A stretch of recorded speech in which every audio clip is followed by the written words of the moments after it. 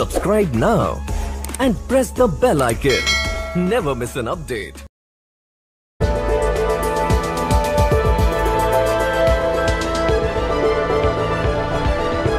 మీరు పార్టీలకు అతీతంగా ఇచ్చిన వాళ్ళు మీ మెజార్టీ పెరగాలి లేదంటే వన్ సైడ్ అయిపోవాలి పార్టీకి.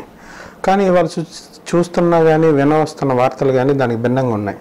దానికి ఎమ్మెల్యే పనితీరు కారణమా, లేదంటే మండల ప్రజా పరిషత్ అధ్యక్షురాలు కారణమా, లేదంటే పార్టీకి సంబంధించి మండల అధ్యక్షుడి కారణమా? వివాదాలు పెరుగుతాయి, దీనివల్ల నష్టము అని చెప్పేటటువంటి ఉన్నటువంటి నాయకులందరినీ కూడా మరి ఎమ్మెల్యే గారు దూరంగా పెట్టడం జరిగింది నియోజకవర్గ స్థాయిలో.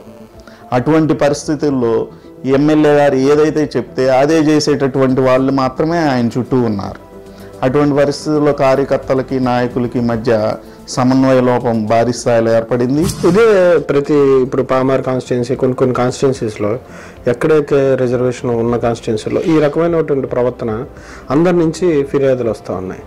కానీ ఈ రెక్టిఫై చేయడానికి మీలాంటి సీనియర్లు కావచ్చు, లేదంటే మీకన్నా ఇంకా ఎక్కువ సీనియర్లు కావచ్చు, ఈ ప్రాబ్లము ఎదుర్కొనే వాళ్ళు కావచ్చు, ఇవన్నీ అధిష్టానం దృష్టికి తీసుకెళ్లడం ఇట్లాంటివి ఏం చేయలేదు.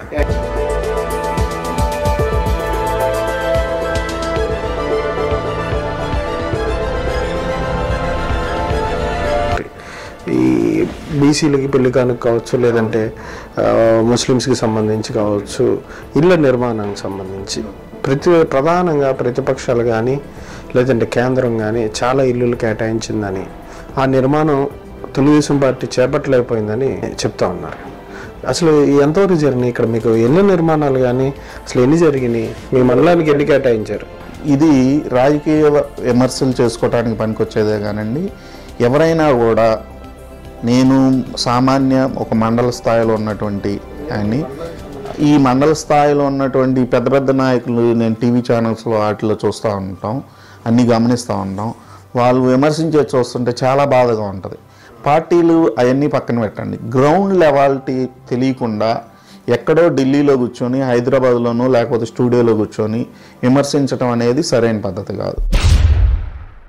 అధికారంలోకి రావడానికి ఏ సంక్షేమ పథకం బాగా ఉపయోగపడుతుంది అనుకుంటున్నారు? చంద్రన్న బీమా పథకం అనేది రాష్ట్రంలో ఇప్పుడు చాలా ప్రయోజనకరంగా ఉందండి. మరి ఈ చంద్రన్న బీమా పథకం వల్ల చాలా ఉపయోగపడుతుంది. మరి కుటుంబ పెద్దను కోల్పోయినా, కుటుంబంలో ఎవరైనా కోల్పోయినా, మరి యాక్సిడెంట్ ద్వారా కోల్పోతే 5 లక్షలు ఇవ్వటం, అదేవిధంగా మామూలు సహజ మరణానికి అయితే 2 లక్షలు ఇవ్వటం అనేది చాలా మంచి స్కీమ్ అండి. ఈ స్కీమ్ వల్ల ఒక పెద్దను కోల్పోయినప్పుడు కుటుంబానికి ఒక భరోసా, నేనున్నాను అటువంటి ఒక భరోసా మరి ముఖ్యమంత్రి గారి ద్వారా కానీ తెలుగుదేశం ప్రభుత్వం ద్వారా కానీ ఆ కుటుంబానికి జరుగుతూ ఉంది. వీటితో పాటు పాలనాపరమైనటువంటి బిజినెస్, సంక్షేమ పథకాలు, ఒక కొత్త నగరాన్ని నిర్మించడం, వీటన్నిటిలో అధికారుల పాత్ర గణనీయంగా చాలా పెద్ద ఎత్తున ఉంది. కానీ అధికారులు ఎవ్వరు, పార్టీ కార్యకర్తలు కావచ్చు, పదవుల్లో ఉన్నటువంటి నాయకుల మాట వినట్లేదు, ఏ పని సరిగ్గా జరగట్లేదు అంటున్నారు. మీ వరకు వస్తే మీ పరిస్థితి ఎట్లా ఉంది? అధికారులకి పార్టీ కానీ ప్రజలకు మధ్య ఎట్లాంటి సంబంధాలు నెలకొని ఉన్నాయి?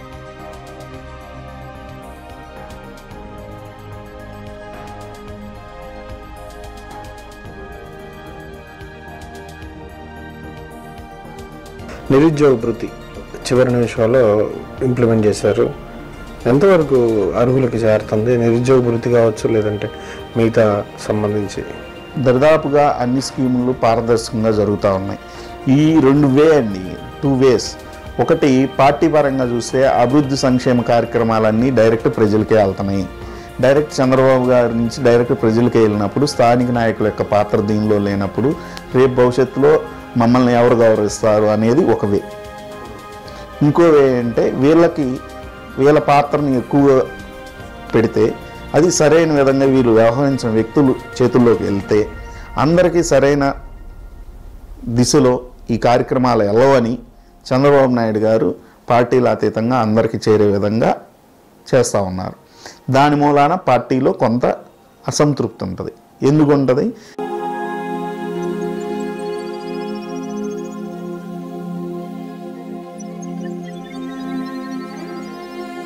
ఇప్పుడు మనం ఇందాక ఏదో చర్చించుకున్న అంశాల్లో పార్టీలో ఉన్న లోపాలు కానీ ప్రజలకి ఎక్కడైతే దూరం అవుతున్నటువంటి పార్టీ కేడర్ని దగ్గర చేయాలంటే మీరు ఎట్లాంటి అవలంబించారు?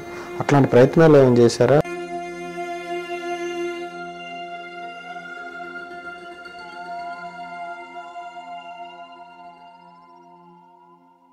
Please don't forget to subscribe our YouTube channel ET Unlimited for more fun and entertainment.